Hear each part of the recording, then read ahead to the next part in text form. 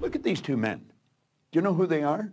Most people don't. They're just a couple of ordinary guys. One, they're both gone now, but one was an ordinary beekeeper in Auckland, New Zealand, and the other a Sherpa guide from over around Nepal. Now there's Mount Everest. Do you know for thousands of years people had tried to get to the top of Mount Everest? People died doing it. It was believed it couldn't be done. People tried, but they didn't know how, and so they quit. There's a closer look at the mountain and where they placed their flag. They planted that flag in the mountain. Now this is the two of them after they come down the mountain. And you know something? When they started, they did not know how. They didn't know how to get to the top of the mountain. And that's what stops most people, because they don't know how. As little kids, we'd go, Mommy, Daddy, I want this. And they say, now how are you going to do that? Well, as a little kid, you don't know how to do it. But they did it. In 1953, on the 29th of May, they were the first two to get to the top of that mountain. They stood right on top of the world. Do you know there's been over 1,000 people do it since then? I watched a young woman on Canadian television being interviewed, not very big. She had just come back from going to the top of Mount Everest. And the reporter asked her, they said, how does it feel now that you conquered the mountain? She said, we didn't conquer the mountain. That mountain can't be conquered. We conquered the limitations that are within ourselves. If you had a kid, obviously you do have a kid, but say if you had like a 20-year-old and he's just a doper, where he wake and bakes and doesn't get anything done. He's just always like hanging out with his friends and playing video games, and he's just a loser. Yeah. I wish there was a way you could show someone like that. Like, I know that you're getting some comfort and satisfaction out of just laying around, doing nothing, eating, getting fat, but your life would feel better and richer if you had a goal, you chase that goal, you accomplish some things, you would get this boost of confidence, you get this boost of self-esteem, like whatever it is that you're into doing. Maybe you're into drawing comic books, maybe you're into making pottery or sculptures, but find whatever the that is and pursue that instead of doing nothing. Like the people that are doing nothing, those are the real people. I mean, look, doing something might be as simple as like that Alex Honnold guy. He just climbs rocks, but he's world-class rock climber. Though. It's something. And it's also a goal of his, and he's also the best at it, right? Yes, yeah. But those people who smoke pot all day and do that, those are also the guys who hate on Joe Rogan for being in shape. You know what I'm saying? Or being disciplined, or get on Kevin Hart's Instagram and hate on him. You know what I'm saying? Because they don't, it's their own insecurities. I see what you're saying, but I would assume they would get motivated by seeing other people do something with their lives. Like that should be motivating, not but if you grew up with losers and you're around a bunch of people with shitty attitudes, especially if it's in your household, I was very lucky that both my mom and my stepdad, they're the least hater people I've ever met in my life. They're just not haters in any way. Like if someone's doing well, they're always like, wow, look at this guy, or like, wow, look at her, or wow, look at him. There was never any hate in my house in terms of other people's success. But if you grow up with a dad and your dad's like, yeah, all these rich assholes, he thinks she's a badass, and this, these people that look at other people's success and instead of saying, wow, that guy did a lot of work. Like the way, I'm a successful person, but the way I look at Kevin Hart, he exhausts me. Or The Rock. Those guys exhaust me. I'm like, Jesus Christ. Like, I feel lazy next to those guys. Like, they do so much. Like, those guys are so overbearingly ambitious, But some people, they see that and they compare themselves and they don't like it, so they start getting really shitty. And it's like a natural feeling to try to chip away at that person. A lot of love in the word no. Most of us don't grow until you hear the word no. There's a lot of love in the word no. What is your bottom line? If you don't have a bottom line, it's expected of that man or that woman to continue to cross the line. If you don't have a bottom line, most of y'all claim to have a bottom line, but as soon as that person says or does the same thing over and over and over, you give them a pass. So therefore, maybe there's a bottom line to you, but you're not enforcing the bottom line. Someone is aware of the fact that you're not a bottom line enforcer, so then they just keep taking advantage of you. There's a lot of love in the word no. There's a lot of love in the word No, here's a quote that changed my life forever. You should always expect the things that you accept from people. I'll say it again. You should always expect the things that you accept from people. Here's an example. If I accept your disrespect, then it's expected of you to continue to disrespect me. If you disrespect me,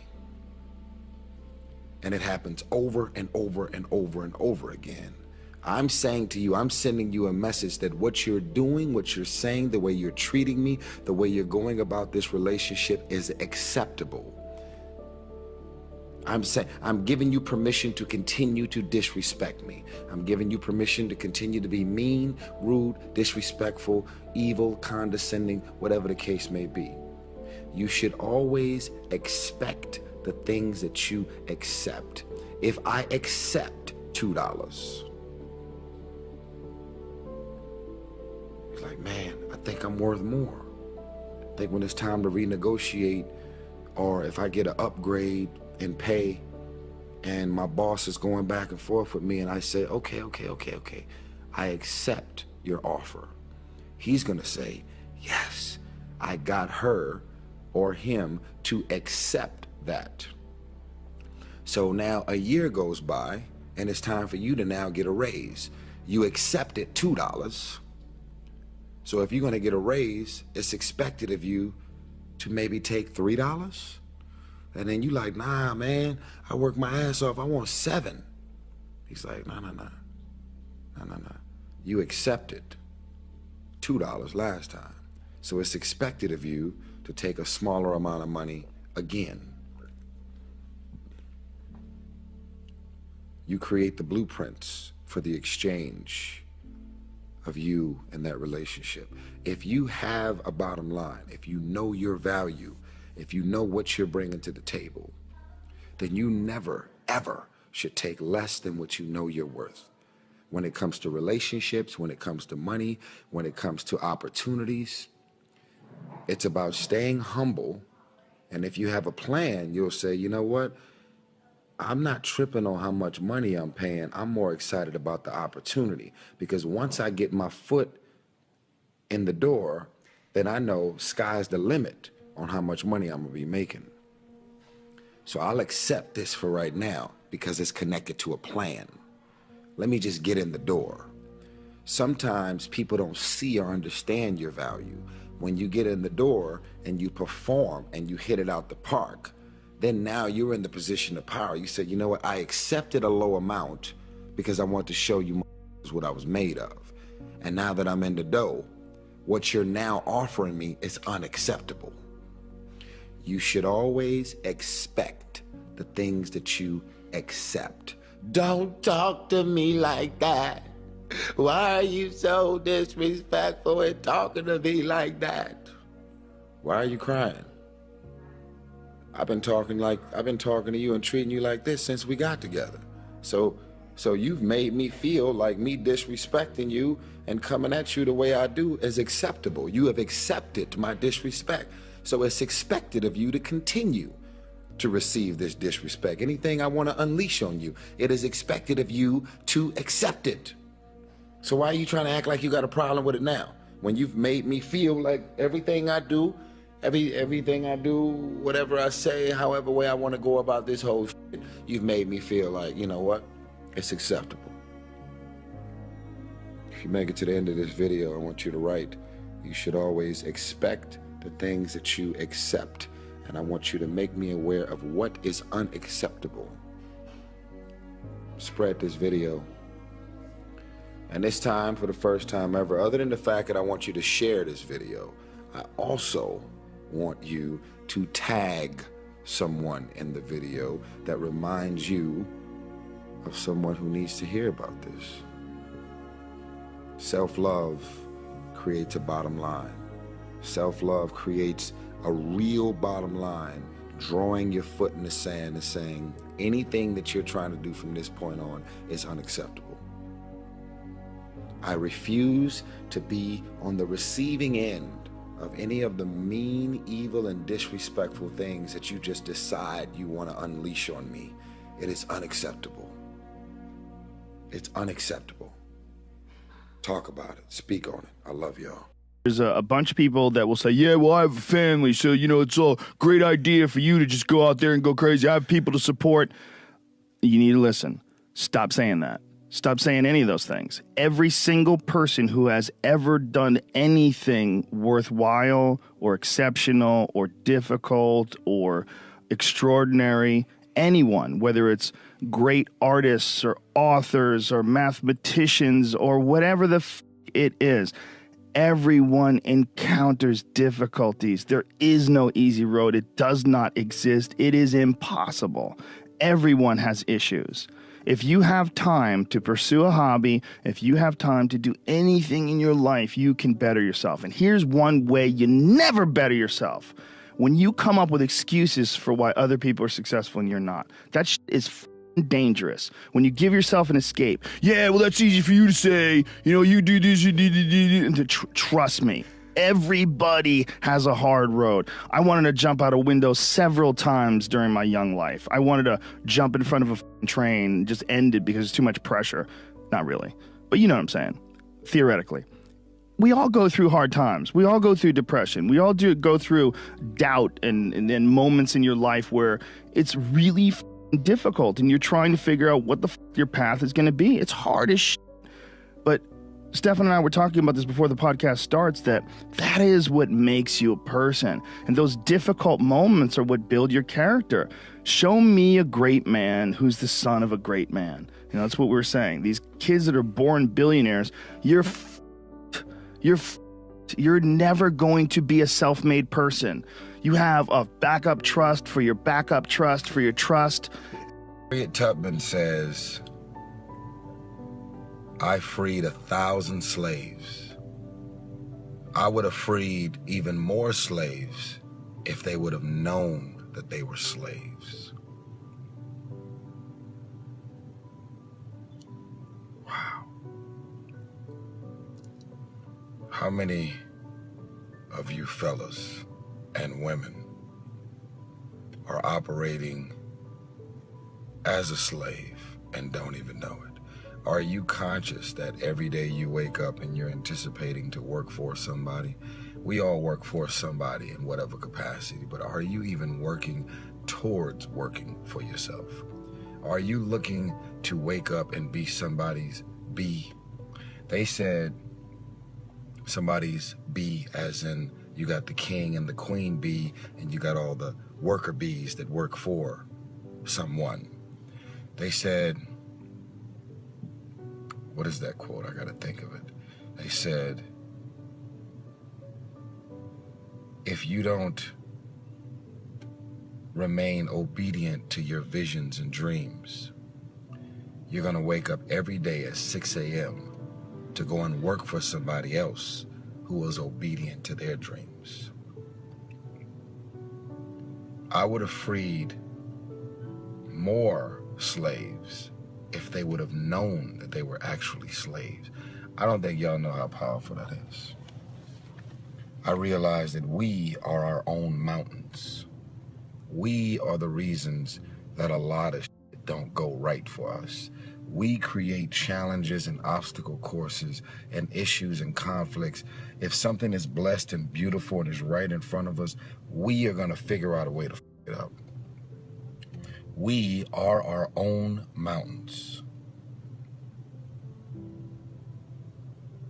Harriet Tubman says, I was able to free over 1,000 slaves. I would have freed more slaves if they would have known that they were actually slaves. She's coming in like, come on, let's go, let's go.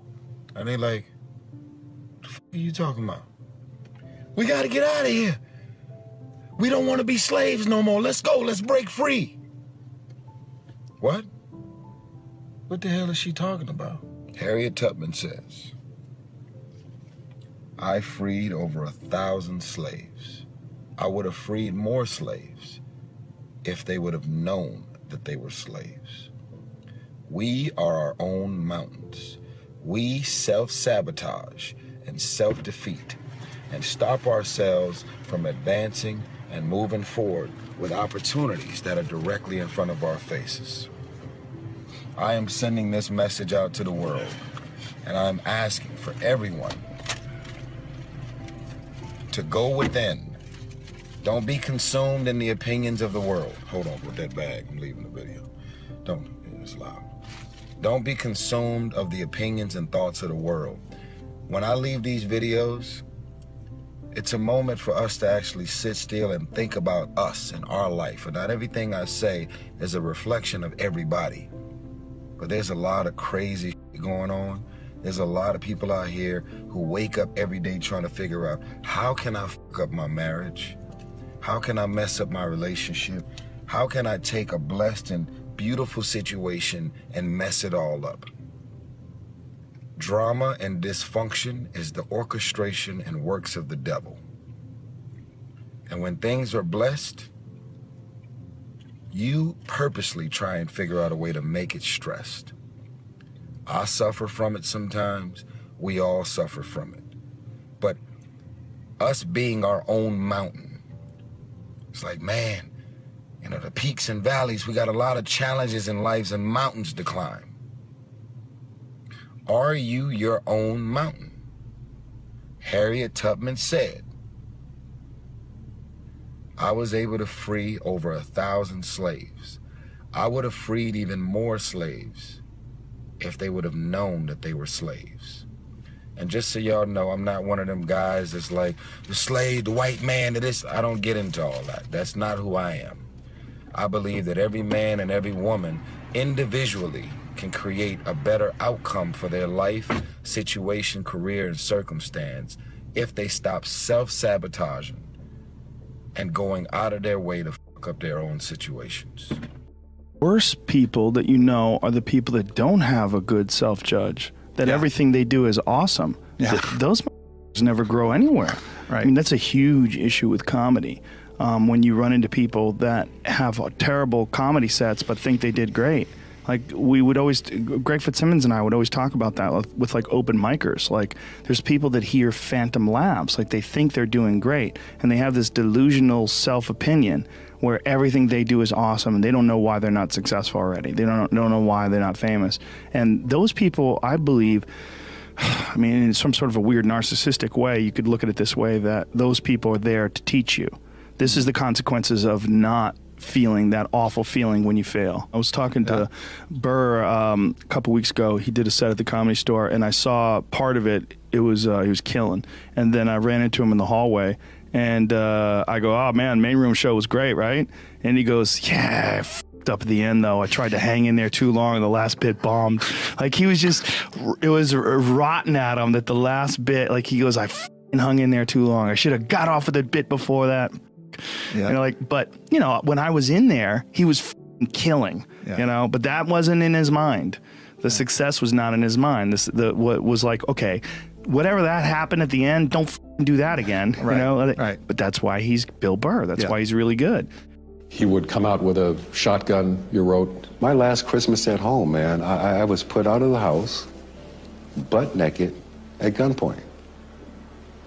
Till this day, I still have a problem with Christmas, but I made a decision that I was going to be everything that this guy was not. I'm not going to drink, and I'm not going to beat women. I'm not going to be ignorant. And one of the tactics that I developed as a young kid, I would read, and I'd read out loud, and I would be saying to this guy, yeah, you can beat me down. You can beat me. You can beat my mom. You can put us out of here with a gun. But I can read, and I'm going places. See this line? That's called the terror barrier. Yeah, jumping at you, isn't it? And on the other side of the terror barrier is something we call freedom. And you know, very few people get through that terror barrier. It's rather sad. Freedom is available to everyone. There isn't anyone that cannot live the way they want to live. See? Why don't they? Why don't they? They don't know. And they don't even know they don't know. Now I'm going to show you why people experience buyer's remorse when they buy something they really want, and then they back away, or they go to move and they don't. They go to change jobs and they don't. They go to move to another city and they don't. Why? Fear causes them to stay where they are. There's the individual. The X represents the unknown factor, the paradigm. Now, there's a power flowing into this individual's mind, and they can make anything out of it they want. Remember we said we had the ability to choose? What do they choose? They choose thoughts that are in harmony with the paradigm. Now, here's an important point. The paradigm controls the vibration of this thing we call our body. Our body is a molecular instrument. That's really what it is. It's a mass of molecules and a very high speed of vibration. The vibration that the body's in on a conscious level we call feeling. When a person says they feel this way or they feel that way, what they're really doing is describing the vibration they're in. Now, they choose thoughts that harmonize with the vibration they're in so they feel comfortable. They may not like the results, but they're comfortable. Now let's move ahead. Let's take a look here. Those people are getting X-type results and they don't like it. Do you know what the problem with them? They're in bondage. These people are locked up. Do you know, paradigm is like keeping a person in a prison, only there's no locks on the door. They can open the prison and walk out into freedom anytime they want, and they don't. They keep getting the same results over and over and over again. They're in bondage. Now, let's go ahead. Here's the same person. X-type conditioning, X-type vibration. The power's flowing into them. And for some strange reason from left field, boom, in comes a Y-type idea. What is a Y-type idea? The Y-type idea represents anything that you might want to do that you're not doing.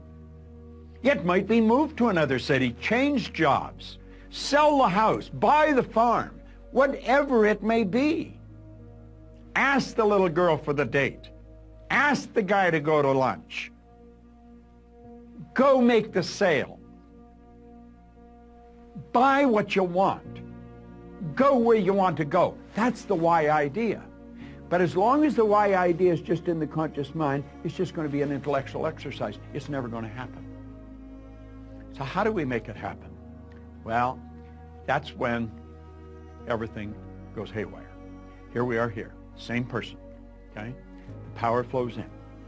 And what do? They got the Y-type idea. Now, for some strange reason, they know that they've got to get emotionally involved if they're going to act on that idea. They don't understand what's going to happen, but clearly understand this. Your central nervous system is the most complex electrical system in the universe. The central nervous system is mind-boggling. It would make the electrical system in a supercomputer look like a toy. Now, the second you take the idea from your intellect and impress it upon the subjective mind, that's when all hell breaks loose. Because the body moves in to an XY vibration. It's not in the X vibration, not the one that we're comfortable with. May not like the results, but we're comfortable. No, on a conscious level, everything's going crazy. On a conscious level, we experience doubt. The doubt turns into an emotion called fear, and that fear is expressed through the body as anxiety. See, that person is getting emotionally involved to move ahead. Do you know what happens? They hit that terror barrier, and they bounce off it and right back into bondage. And they're so relieved to get back there. They're back where they're comfortable. They've canceled the sale. They've decided not to move. They're going to stay in the job that they don't like. At least they're comfortable. Now, that's not a very good way to live. And you know something? That's something everybody experiences if they're going to grow. You're going to hit that terror barrier. See, the terror barrier is going beyond where you're at, going to a new level. I'm going to tell you something. When I set a goal, if it doesn't scare and excite me at the same time, I know I'm going in the wrong direction. Now, I also understand that my paradigm is going to try and get me to bounce back to where I was. It doesn't want me to move ahead. I don't want to live there. I lived there for the first 26 years of my life. And for the last 50, I've had a phenomenal life. And it just keeps getting better. And I want you to do the same thing. Understand what I've just said. I'm going to back this up. They got emotionally involved in the why idea. That moved their body into a different vibration. On a conscious level, they're experiencing some crazy stuff. They start to doubt their ability, they'll never be able to pay for it. They experience fear. The fear expresses itself as anxiety. And bang, you bounce off that terror barrier and you're right back. Oh, I might not be earning much here, but I know what it is. I would love to move there, but I'm comfortable here. I think I'll just stay here. These people are acting like they have a contract to live forever, and they don't. Do you know what to do? Say, I'm going to get rid of all that. I understand it's there, but I don't want any part of it. And I'm going to go crashing right through that terror barrier. Now, does that get rid of the X energy? No. The X energy is still there, you see. But at least you're over into freedom. You made the move. You did it. And if you continue to feed the right information into your mind, keep feeding that why idea, keep getting emotionally involved in the why idea, you're there, you're on the road. Keep doing that. You're going to find that the paradigm is going to change and it'll just all go away. And you know where you're living? In freedom. You're living where you want to live. Buyer's remorse is when you cancel the sale. Buyer's remorse is when you stop just before you buy what you really want, before you go for the thing that's going to change your life and you know it. It's not moving to the other city. It's not starting the business of your dreams. It's not stepping out and betting on yourself. That's a terror barrier that's causing that. And if you don't learn to go through the terror barrier, I'm going to tell you something. You're going to stay right where you are for the rest of your days. That's not a good place to be. What did Joseph Campbell say? So true. The cave you fear to enter holds the treasure you seek. You know, many years ago I read a book by Terry Cole Whitaker. It was a classic. What you think of me is none of my business. Think of the amount of time that is wasted on negative energy wondering what other people think of you. What they think of you really doesn't make any difference. It's what you think of you that makes a difference. So as you go through the day, don't worry about what other people think of you. Just say, I'm all right. I'm God's highest form of creation. You want to get into model or anything in the fashion industry, the mecca of fashion and modeling is New York City. If you're trying to get into music as a producer or a songwriter, the mecca is Atlanta or LA, but mainly Atlanta. If you're trying to get into acting, writing scripts, and doing movies and acting or directing or filmmaking or producing movies in any capacity, that is Los Angeles. That's LA. Where do you live? You got all these gifts and all these talented, all these gifts and all these talents. Do you think that you just writing scripts, trying to study acting and doing all the things that you're doing, you think somebody gonna find your ass in the middle of nowhere? Nobody gonna find you. Out of sight, out of mind. No one is ever gonna see or have you in mind for any project or opportunity if you live in the middle of nowhere. Your own friends and family can't find your ass when they come visit, let alone somebody who has a movie or a project that's got your name all over it. And things are not gonna happen that fast. But understand, out of sight, out of mind. And once you get on people's radars, you have to understand that not everybody's gonna be checking for you. I often say, you never know what's on people's minds. Often say you never know what's on people's mind. When you try and walk up to them, oh my God, Tyrese, I'm a fan. Hey man, can you? Okay, I hear you. You don't know what's on my mind. You don't know what I'm going through. So don't feel like anybody's dissing you or rejecting you when you approach them to try and have a conversation about something that you're passionate about, something that you're excited about. Here's the last thing, and I'm gonna wrap this up. There's these people called seat fillers.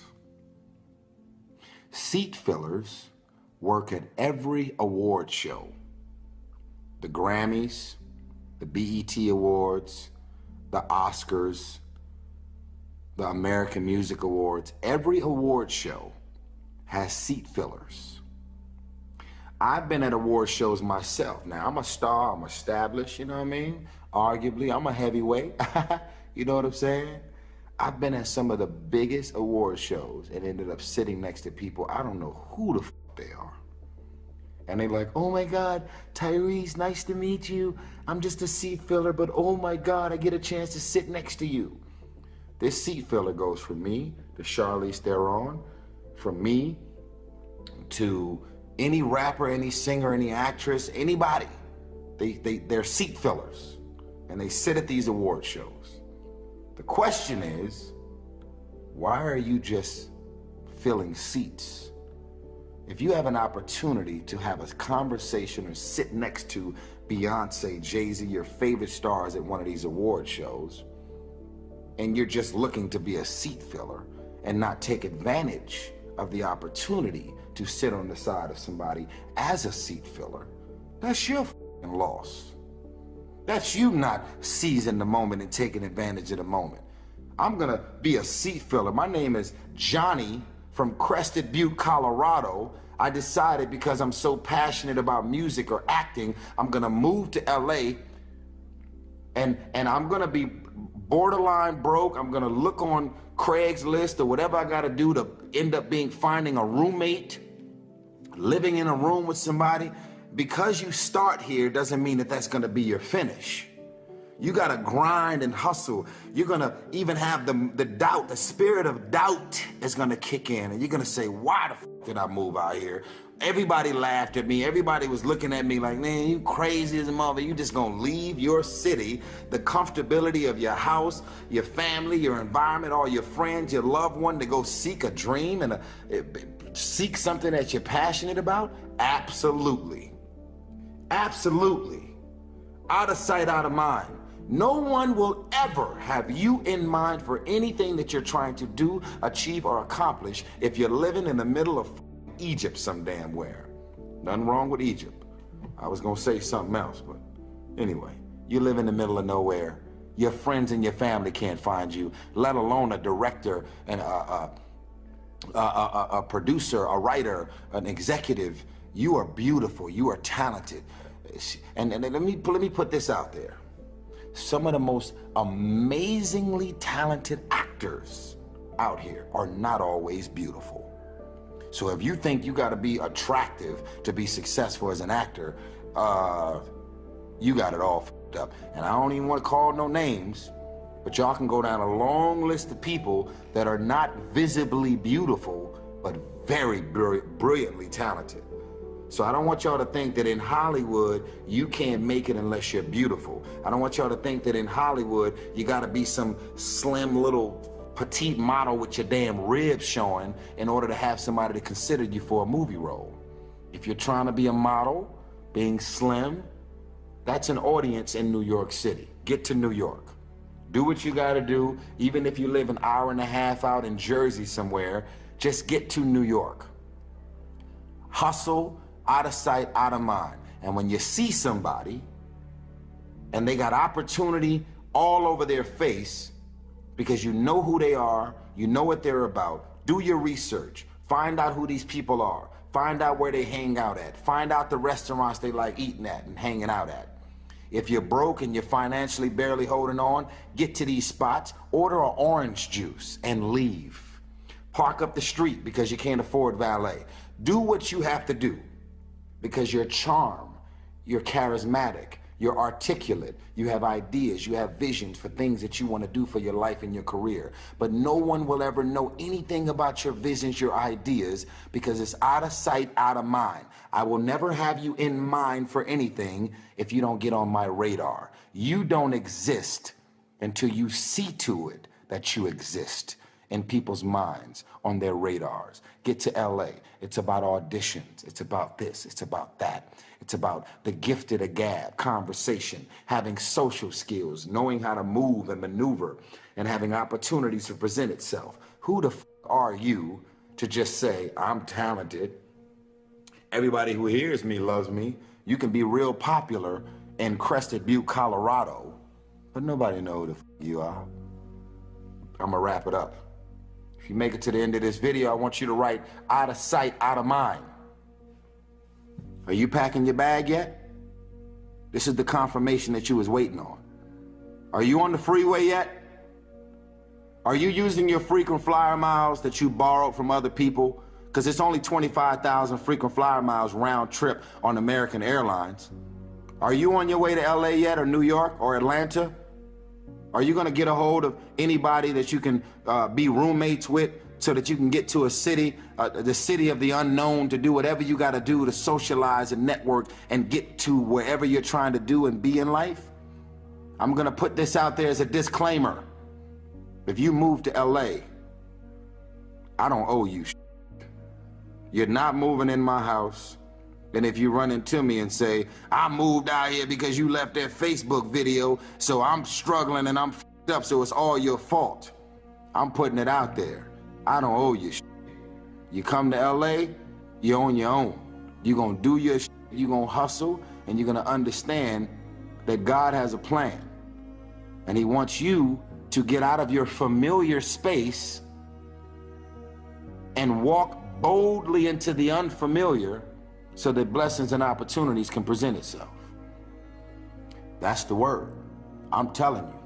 Just the other day, I literally left my house, drove to a party because I heard one of my favorite directors was gonna be there. I put on the flyest suit ever, went to the party, and ran into my favorite director and had a conversation with him. I only went to the party because I knew he was gonna be there. I partied with a purpose. No pride, no ego, wasn't concerned that he was gonna think of me as thirsty. I don't give a f. I had a conversation waiting for you. It was like a pre-planned conversation. I got to you.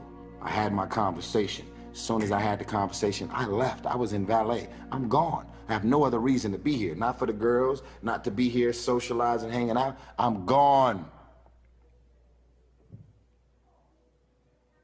When you are obedient to God's visions and ideas, and you're willing to walk into the unfamiliar, there are blessings and opportunities waiting for you beyond anything you could ever imagine. And even when you don't do or get everything that you're after, it is the spirit of doubt that is the orchestration of the devil. It is the spirit of doubt that stops us from achieving and accomplishing most of the things that we set our minds out to do. I am not afraid of no. I am not afraid of rejection. I am not afraid of walking up to somebody and having them to look at me like, man, why the f are you in my face? I've already heard my worst no. I waited in a parking lot for 8 to 10 hours a day, begging people with a shopping cart. They would come out of a shopping center from grocery shopping, and I would ask them, excuse me, sir, can I have your cart? And they would say, no, no. If they would have gave me their cart, I was able to put the cart into this section, and as soon as I put their cart into the section, 25 cents would pop out. I heard no 8 to 10 hours a day. I wasn't trying to rob them. I was actually trying to hustle. I just want your basket so I can get the quarter. They told me no. So I don't care who you are, how much more money you have, how much more you are statistically compared to me. I am not afraid of your rejection. I am not afraid of your no. I am not afraid of you turning me down.